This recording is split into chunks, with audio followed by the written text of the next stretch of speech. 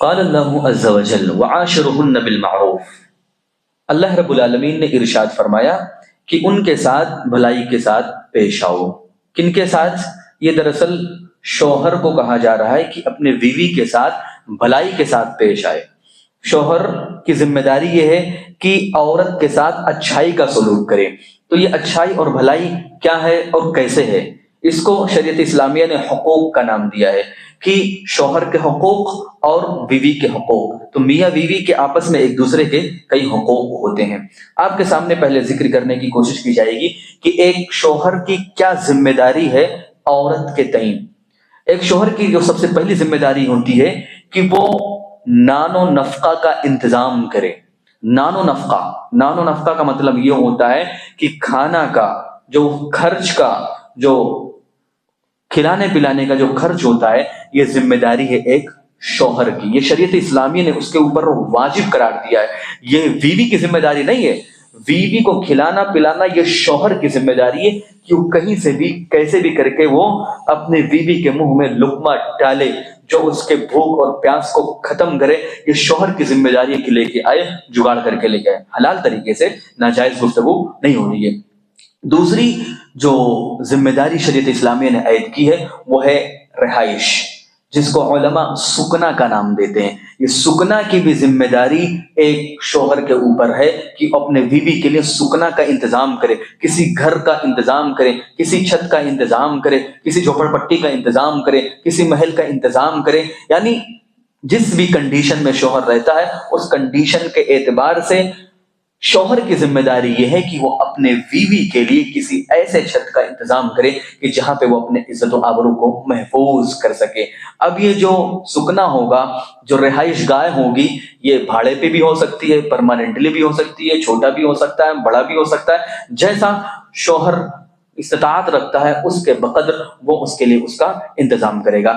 تیسری جو ذمہ داری ہوتی ہے حسن معاشرت، یعنی اچھائی کے ساتھ پیش آئے، ہر معاملے میں اس سے اچھا سلوک کرے، اس سے مس بہیو نہ کرے، اسے غلط طریقے سے بیوہار نہ کرے، بلکہ اچھائی کے ساتھ پیش آئے۔ ایک پانچویں بھی ذمہ داری شریعت اسلامیہ نے دی ہے ایک شوہر کو اپنے بیوی کے تئیں کہ وہ دینی رہنمائی کرے۔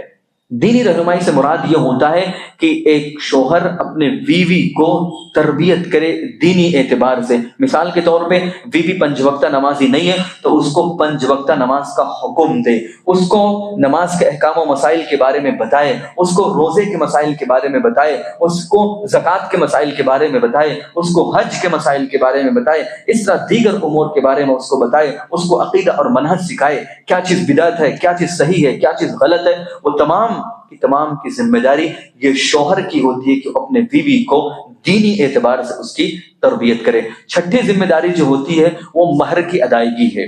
مہر کی ادائیگی اصل یہ ہے کہ مہر معجل ہونا چاہیے، یعنی فوری طور پہ جو نکاح کیا جاتا ہے اسی وقت اس کو ادا کر دیا جائے۔ یہ بہتر اور اچھا طریقہ ہے، لیکن شریعت اسلامیہ نے یہ جائز اور روا رکھا ہے کہ بعد میں بھی آپ مہر کو دے سکتے ہیں۔ یعنی جو مہر دیا جاتا ہے جیسے مہر معجل واؤ کے ذریعے، کہ بعد میں بھی دیا جا سکتا ہے، ادھار مہر جس کو ایک طریقے سے کہا جاتا ہے کہ بعد میں مہر دینا ہے۔ تو بعض لوگ کیا کرتے ہیں ہمارے سوسائٹی کے اندر کہ بہت سارے لوگ اس مہر کو معاف کروا لیتے ہیں۔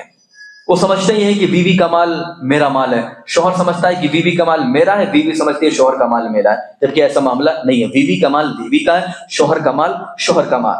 تو شوہر کی یہ ذمہ داری ہے کہ جو مہر جو اس نے متعین کیا ہوا ہے جیسے ممکن ہو، جتنا جلدی ہو سکے وہ مہر کی ادائیگی وہ کر دے۔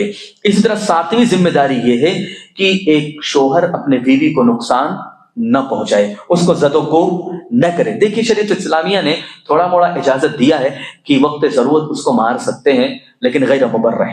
ایسی مار نہیں ہونا چاہیے کہ جس طرح وحشی درندے مارتے ہیں، ٹوٹ پھوٹ جائے، زخم آ جائے، اس طرح کا مار نہیں۔ ہاں تادیباً اس کو ماریے تاکہ کم سے کم وہ ادب کو سیکھ سکے، دین کو سیکھ سکے، صحیح طریقے پر چل سکے، اس کو نقصان نہیں پہنچانا ہے۔ شریعت نے حکم دیا ہے کہ یہ جو ہے ٹیڑھی پسلی سے پیدا کی گئی، اس کے ٹیڑھے پن سے فائدہ اٹھاؤ، اس کو سیدھا کرنے کی کوشش مت کرو۔ سیدھا کرو گے تو اس کو توڑ دو گے۔ شریعت کہتی ہے کہ اس کے اندر اگر کچھ خامیاں ہیں تو اس کو نظر انداز کر دو، جو بھلائیاں ہیں اس کے بھلائی سے اس کو فائدہ اٹھاؤ۔ آٹھویں جو ذمہ داری ہوتی ہے کہ عزت اور پردے کا خیال، عزت اور پردے کا خیال، یہ کہیں نہ کہیں ہمارے سماج میں جو ایک الگ ٹرین چل چکا ہے جوائنٹ فیملی کا اور صدیوں سے چلا آ رہا ہے، اس سے کہیں نہ کہیں پردے کا خیال حقیقی معنوں میں ادا نہیں ہو پاتا ہے، پردے کا خیال نہیں ہو پاتا ہے، پردے کا معاملہ لوگ نہیں کر پاتے ہیں۔ اس کی وجہ کیا ہوتی ہے؟ جوائنٹ فیملی میں کئی لوگ ہوتے ہیں، اس کے اندر جیٹ بھی ہوتا ہے، اس کے اندر دیور بھی ہوتا ہے، اس کے اندر اور بھی کئی لوگ شامل ہوتے ہیں، جس کی وجہ سے پردہ کرنا بہت مشکل ہو جاتا ہے۔ تو یہ شوہر کی ذمہ داری یہ ہے کہ کم سے کم ایسا سپریٹ کوئی انتظام کرے جہاں کم سے کم کچھ پرائیویسی ہو، جس سے کہیں نہ کہیں اپنے عزت کی، اپنے آبرو کی اور اپنے جسم کی وہ حفاظت کر سکے، وہ پردہ رہ سکے۔ ایسا نہ ہو کہ ایسا تال میل چلے اور ایسا جوائنٹ فیملی کا سسٹم چلے کہ پتہ ہی نہ چلے کون شوہر ہے، کون بھائی ہے، کون دیور ہے، کون جیٹ ہے، اس طرح لوگ گھل مل کے رہتے ہیں۔ یہ بہت گھناؤنا رسم ہے جو صدیوں سے چلی آ رہی، اس کو ختم کرنے کی ضرورت ہے۔ ایک نویں ذمہ داری شوہر کی ہوتی ہے کہ وہ اپنے بیوی کی جنسی خواہش کو پورا کرے۔ جیسے دیکھیے باڈی کی کئی ریکوائرمنٹ ہوتے ہیں، بھوک لگتی ہے، پیاس لگتی ہے، کھانے کی ضرورت پڑتی ہے، پانی کی ضرورت پڑتی ہے، ایسے باڈی کے کچھ اور بھی ریکوائرمنٹ ہے جس کو ہم جنسی خواہش کہتے ہیں۔ شوہر میاں بیوی کو جو اللہ رب العالمین نے سکون کا ذریعہ قرار دیا ہے، اس میں سے ایک جنسی تسکین بھی ہے۔ عام طور پہ ہمارے یہاں یہ رائج ہے کہ جو شوہر ہوتا ہے وہ باقاعدہ 2 سال کے لیے، 3 سال کے لیے، 4 سال کے لیے، 5 سال کے لیے، 10 سال کے لیے گلف چلے جاتا ہے اور وہیں پہ رہتا ہے اور بیوی کی حق زوجیت وہ ادا نہیں کرتا۔ وہ یہ سمجھتا ہے کہ میں یعنی ہر مہینے میں اس کو پیسہ دے رہا ہوں، منتھلی پیسہ بھیج رہا ہوں، یہی اس کے لیے کافی ہے۔ نہیں، صرف پیسہ دے دینا کافی نہیں ہے، اس کی باڈی کی جو ریکوائرمنٹ ہے، جو جنسی خواہش ہے، اس کی تسکین بھی کرنا ضروری ہے۔ یہی وجہ ہے کہ عمر فاروق رضی اللہ تعالیٰ عنہ کے تعلیم سے آتا ہے کہ 4 مہینے پر جب کوئی صحابی رسول جنگی مہم پر جاتے تھے تو 4 مہینے کے بعد ان کو معزول کر دیتے تھے، ان کو واپس بھیج دیتے تھے کہ جاؤ اپنے گھر پہ جاؤ اور حق زوجیت ادا کرو۔ اسی طرح جو ایک 10ویں ذمہ داری ہے اور اہم ذمہ داری ہے شوہر کی کہ صبر اور برداشت سے کام لے، صبر اور برداشت سے کام لے۔ عام طور پہ دیکھا یہ جاتا ہے کہ لوگ لو میرج بھی کر لیتے ہیں، حالانکہ لو میرج جائز نہیں ہے، ارینج میرج نہیں ہونا چاہیے جس طرح لوگ کرتے ہیں۔ یہ اور بات ہے کہ میاں بیوی کو ایک دوسرے کو دیکھ لینا چاہیے، لیکن آج کل کا جو ماحول ہے لو میرج کا بالکل نہیں ہونا چاہیے۔ لیکن ہوتا یہ ہے کہ لو میرج کے باوجود بھی 2-4 مہینے کے بعد، 1 سال کے بعد طلاق کی نوبت آتی ہے۔ تو ایسے وقت میں ذمہ داری یہ ہے کہ میاں بیوی کمپرومائز کریں، ایک دوسرے کو نظر انداز کریں، ایک دوسرے کو سنبھال کر لیں، کیونکہ کوئی بھی پرفیکٹ نہیں ہوتا ہے دنیا کے اندر، پرفیکٹ کوئی نہیں ہے، چاہے شوہر ہو چاہے بیوی ہو۔ بیوی کے اندر کچھ نہ کچھ کمی ہوگی، کچھ نہ کچھ اچھائیاں ہوگی، شوہر کے اندر بھی کچھ نہ کچھ کمیاں ہوگی، کچھ نہ کچھ اچھائیاں ہوگی۔ بیوی اگر خوبصورت ہے تو ہو سکتا ہے اس کے اخلاق اچھے نہ ہو، اگر اخلاق اچھے ہیں تو ہو سکتا ہے خوبصورت نہ ہو۔ اس طرح کچھ نہ کچھ کہیں نہ کہیں کوئی نہ کوئی کمی ملے گی۔